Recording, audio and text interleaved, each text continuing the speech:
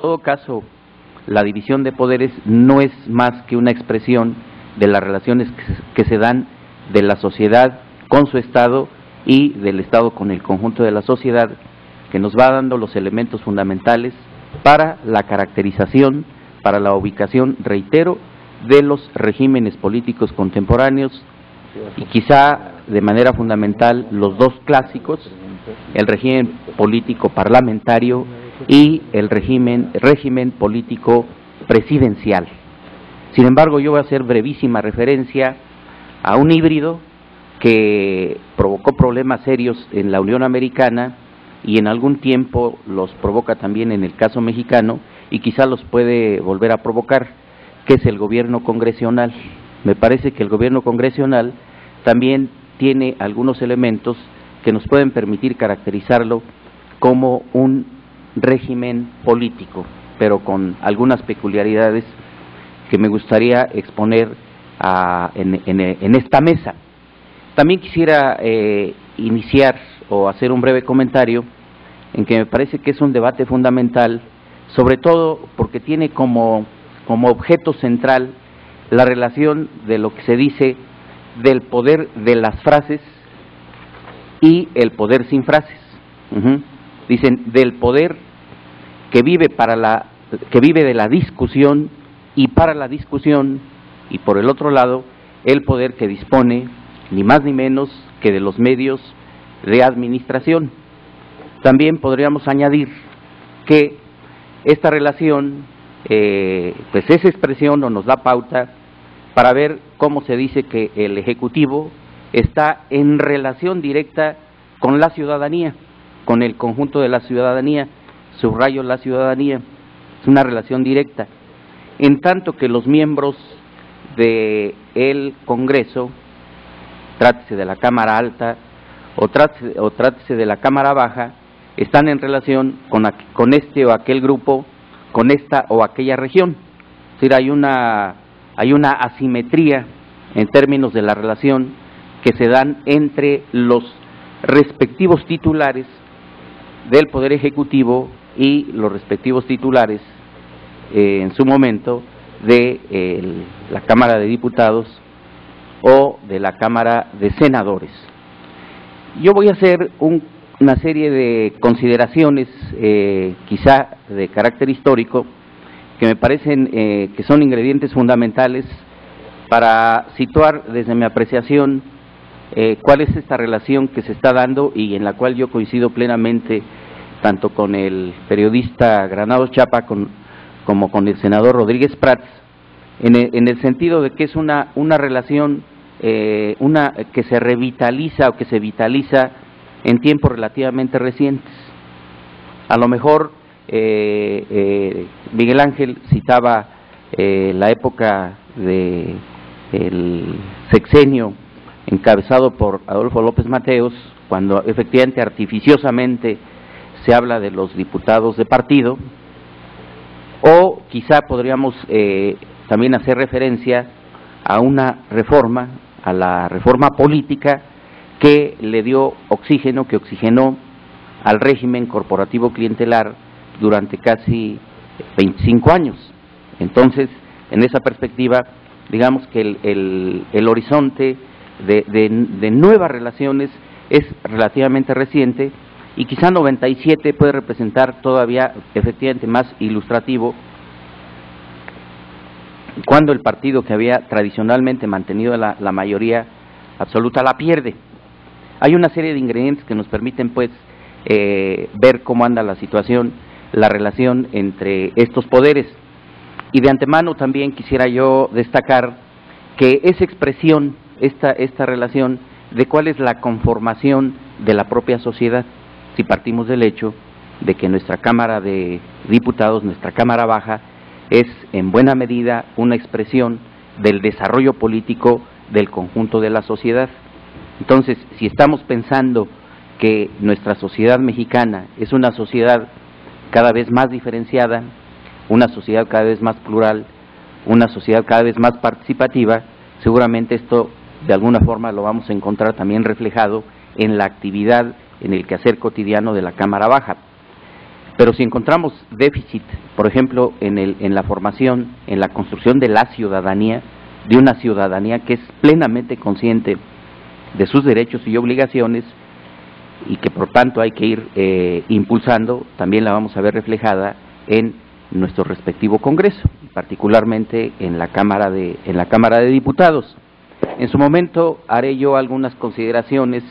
en torno a algunas de las tareas que me parecen fundamental, sobre todo si atendemos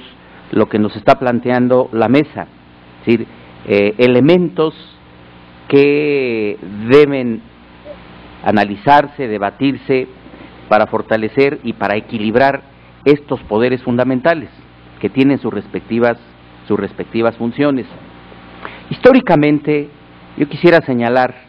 que, por ejemplo, en la primera mitad del siglo XIX, esa época que en la época del Porfiriato se calificó como la edad de la anarquía, fue el escenario histórico que le permitió a un constitucionalista, a un legislador muy destacado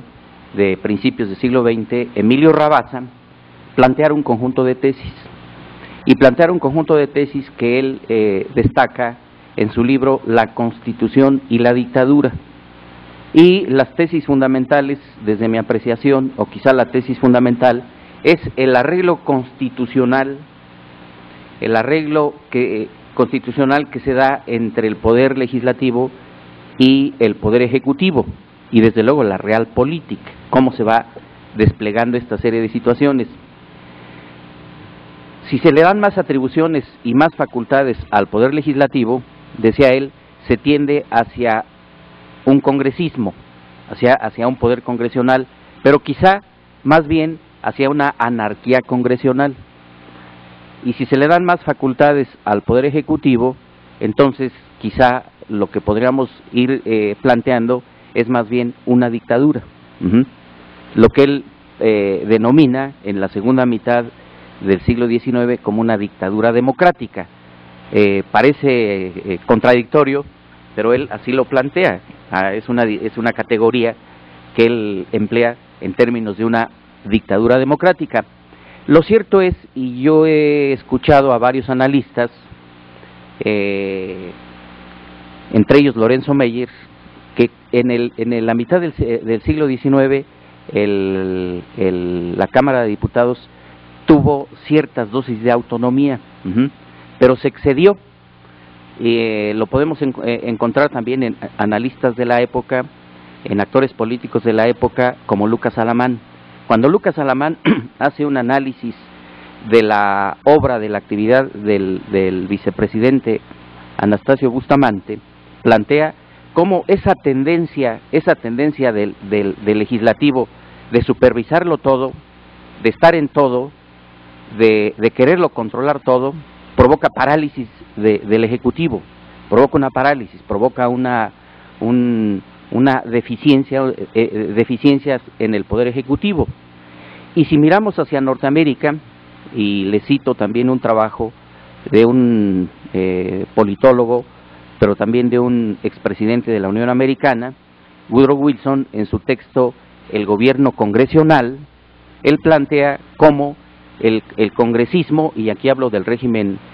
congresional, es una deformación del régimen parlamentario. Entonces se transforma en un parlamentarismo, toda vez que el régimen presidencial, que tiene su cuna en la Unión Americana, nos plantea la tesis de la división de poderes, de los equilibrios y balanzas, y de que el poder contrapese al propio poder. Pero el poder del Congreso es de tal magnitud que invade funcionalmente al Ejecutivo, y entonces en esa perspectiva el Ejecutivo se paraliza. El Ejecutivo se paraliza. Plantea incluso ejemplos como en el siglo XIX el gobierno norteamericano, por cuestiones estratégicas, le convenía adquirir unas islas que estaban en venta por parte de algunos de los países nórdicos. Entonces el gobierno norteamericano decide comprarlas, pero tiene que tener la autorización del Congreso. Pero como el Congreso vive de la discusión y para la discusión, pues va encarpetando los asuntos, los va desahogando, pues conforme las condiciones lo van permitiendo, conforme las fuerzas políticas le dan pauta, y entonces se termina el periodo de sesiones, se encarpetan asuntos y pueden pasar 1, 2, 3 años. El caso es que en el ejemplo que pongo, finalmente el Congreso autoriza la compra de las islas, pero cuando el gobierno norteamericano quiere cerrar la operación, el país nórdico en cuestión dice, pues ya no me interesa, ¿no? Ya no están en venta. Bueno, es un ejemplo muy concreto quizá, pero que nos hace referencia cuando a cuestiones, cuando las relaciones entre el legislativo y el ejecutivo son conflictivas. Desde luego, el momento histórico al que estoy haciendo referencia es un momento histórico de aprendizaje, de un dilatado aprendizaje, pero que en el caso mexicano, de acuerdo, y si seguimos las tesis de Emilio Rabasa, las podemos encontrar esencialmente en el segundo cuarto del siglo XIX, en virtud de que ya en la segunda mitad del siglo XIX en México se va imponiendo el Ejecutivo incluso por encima de los ordenamientos constitucionales. Sabemos que la segunda Constitución Federal de México, la de 1857, se ponía por delante, pero en los hechos, en realidad, la fortaleza del Ejecutivo iba en ascenso, cuestión que desde mi apreciación y siguiendo toda una serie de cuestiones, por ejemplo, uno de los trabajos que desarrolla el doctor Roberto Rives Sánchez, cómo las facultades que adquiere se le dan al Ejecutivo en la tercera Constitución Federal de México, mediadas los debates que nos ilustra el senador Rodríguez Prats, que no fue un debate realmente profundo, ilustrado, fuerte, pero sin embargo el resultado es de que se le reviste al Ejecutivo con amplísimas atribuciones. Digamos, se formaliza, se trata de casar, y creo que se logra en buena medida, lo que era la Constitución real con la Constitución formal. Y entonces, a partir de la tercera Constitución, y después del periodo del caudillismo, me parece que la fortaleza del Ejecutivo ya no tiene freno, hasta solamente años relativamente recientes. Y vuelvo a hacer referencia a los dos casos a los planteamientos de quienes me antecedieron, y citando a Daniel Cosío Villegas, cuando Daniel Cosío Villegas en su obra fundamental, creo que fue la más difundida de Daniel Cosío Villegas, además del estudio que hace del porfirismo, su sistema político mexicano, en donde nos dice que efectivamente las piezas claves del sistema político mexicano son el presidente y el partido, con los matices que ya aquí se mencionaron, pero esas tesis, pues me parece que ahorita ya no las podremos sostener. Esta es una manifestación de cierto tipo de cambios. De la década de los 70, cuando aparece este trabajo publicado por Joaquín Mortis, a la fecha, me parece que hay elementos fundamentales que nos permiten caracterizar y que nos permiten afirmar que sí hay cambios en nuestro régimen político. Y yo voy a hacer referencia a cuáles son algunos de los cambios fundamentales que, si a mí me preguntasen, ¿hay cambios en el régimen político mexicano? Si mi respuesta fuera afirmativa, ¿qué me permitiría o qué indicadores me permitirían afirmar tal o cual cosa? Desde luego con sus respectivos matices que también en su momento voy a hacer referencia. Al inicio de mi intervención yo les hacía alusión en el sentido de que el ingrediente básico para caracterizar, para definir, para conceptualizar a los regímenes políticos contemporáneos es las relaciones entre el Ejecutivo y el Legislativo, que expresan las relaciones entre la sociedad y su Estado y el Estado y la sociedad. Esta relación que históricamente es conflictiva, por definición, por naturaleza, porque bueno, la presencia misma del Estado, pues el Estado implica ni más ni menos que expresa la organización política de la sociedad civil. Las sociedades contemporáneas son sociedades organizadas políticamente. Entonces se da toda una serie de cuestiones también del sistema de dominación. Entonces el Estado dirige, coordina, tutela, pero también domina a la sociedad, al conjunto de la sociedad. Entonces, bueno, las relaciones son históricamente conflictivas, pero creo que